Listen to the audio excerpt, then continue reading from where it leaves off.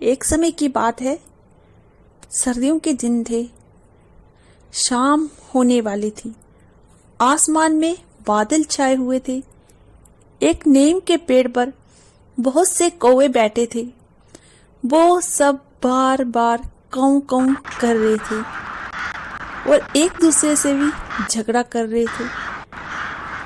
उसी समय वहां एक मैना आई और उसी पेड़ की एक डाली पर बैठ गई। मैना को देखते ही कई कौवे उस पर टूट पड़े। बेचारी मैना ने कहा, बादल बहुत हैं, इसलिए आज अंधेरा हो गया है और मैं अपना घोंसला भी भूल गई हूँ, इसलिए आज रात मुझे बैठने दो। कौवे ने कहा, नहीं, ये हमारा पेड़ है, तू जहां से भाग जा। मैना बोली, सभी पेड़ ईश्वर ने बनाए हैं।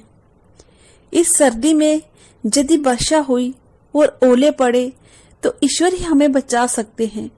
मैं बहुत छोटी हूँ और तुम्हारी बहन भी हूँ। तुम लोग मुझ पे दया करो और मुझे बैठने दो। कौवे ने कहा, तेरी जैसी बहन हमें नहीं चाहिए और इतनी पिद्दी सी हमारी बहन नहीं हो सकती। कौवे की बहन कभी मैना भी हुई है क्या? तो ईश्वर, तू बहुत ईश्वर का नाम लेती है ना, तो जा ईश्वर के भरोसे कहीं और चली जा।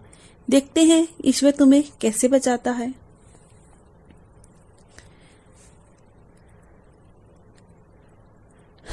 तो नहीं जाएगी, हम सब तुम्हें मार देंगे।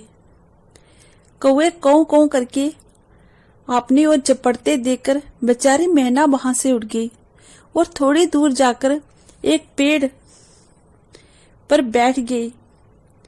रात को आंधी आई, बादल गरजे और बड़े बड़े ओले बरसने लगे। कौवे कौ कौ करके चिल्लाए, इधर से उधर थोड़ा बहुत उड़े, परंतु ओलों की मार से सब घायल होकर जमीन पर गिर पड़े। बहुत से कौवे मर गए। मैना जिस आम के पेड़ पर बैठी थी, उसकी एक डाल टूटकर गिर गई। डाल टूटने से उसकी जड़ के पास एक जगह हो गई।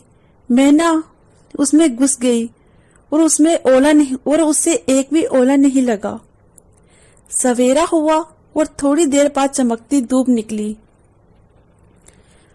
उसमें से बाहर निकलकर और पंख फैलाकर चहकने लगी। उसने भगवान को प्रणाम किया। ओलों से घायल पड़े हुए कौवे ने मैना को उड़ते देखकर कहा, मैना बहन, तुम कहाँ बैठी थी? तुम्हें ओलों से किसने बचाया? मैना ने कहा, मैं आम के पेड़ पर अकेली बैठी भगवान से विनती करती रही और भगवान ने ही मेरी मदद की है। मैना की ये बात सुनकर कौवों को अपनी गलती का एहसास हो गया।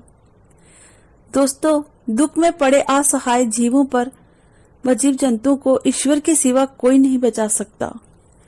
जो ईश्वर पर विश्वास करता है और ईश्वर को याद करता है, तो चाहे कितनी भी विपत्ति क्यों ना आए, ईश्वर उसकी सहायता करने के लिए जरूर आते हैं और उसकी रक्षा जरूर करते हैं।